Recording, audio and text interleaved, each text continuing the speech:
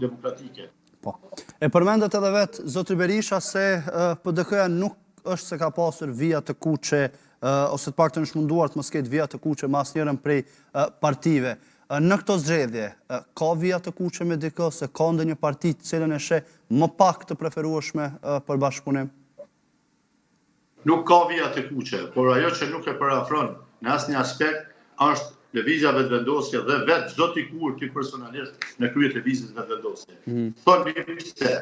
Sepse është personi që vetë Shtetet e Bashkuara të Amerikës e kanë deklaruar të papërshtatshëm, të pabesueshëm për të përuar tutje. Prandaj, edhe ky individ që zgjati, partitë opozitore të vetëdijshme se nuk guxon të shkelet mbi kornizat që vendosin Shtetet e Bashkuara të Amerikës në raport me Kosovën. Mos harroni, është pezulluar dialogu strategjik.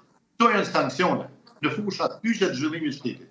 Prandaj edhe nuk ka mundësi që të bëhet kur farë parafrimi politik për bashkërisje me këtë subjekt. Kjo nuk është vije kuqe, sepse vija kuqe do të thotë ky të heqet nga sistemi politik. Kjo është dashur ndodh atëherë kur ka kryer veprime dhe akte terroriste ndaj institucioneve dhe individëve dhe barazët të pushtetit. Nuk ka ndodhur. Tani kjo është në sistem politik, vetmja gjë që mund ta bëjmë është të respektojmë qendrimin amerikan. Mos ta harrojmë një herë mirë.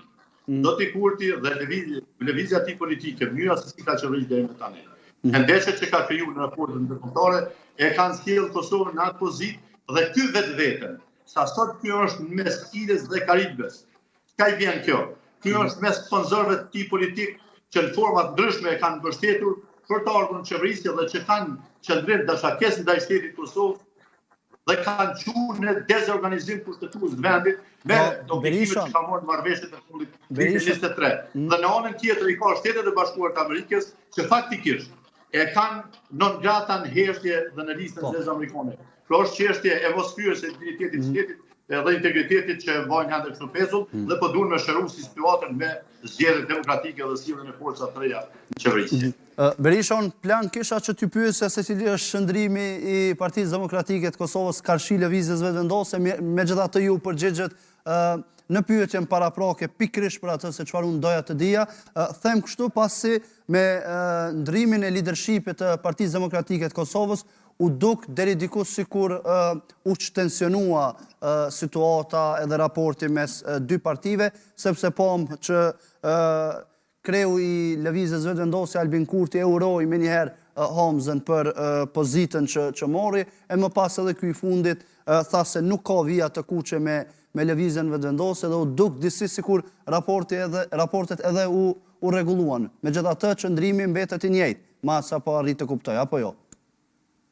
Shive, ne do të respektojmë për pikëmëri përmbajtjen programore dhe objektivat programore të Partisë Demokratike, të cilat po t'i vëmë në krahasim, komparacion me prospektet programore të lëvizjes vetëvendosje dhe konceptin qeverisës të Albin Kurtit, i cili ka një koncept të majtë, i cili më shumë bazohet në propagandë dhe mban pushtetin përmes propagandës, pra duke krijuar njerëz që rilindasit tanë, shkrimtarët tanë i kanë quajtur deri të kënaqur.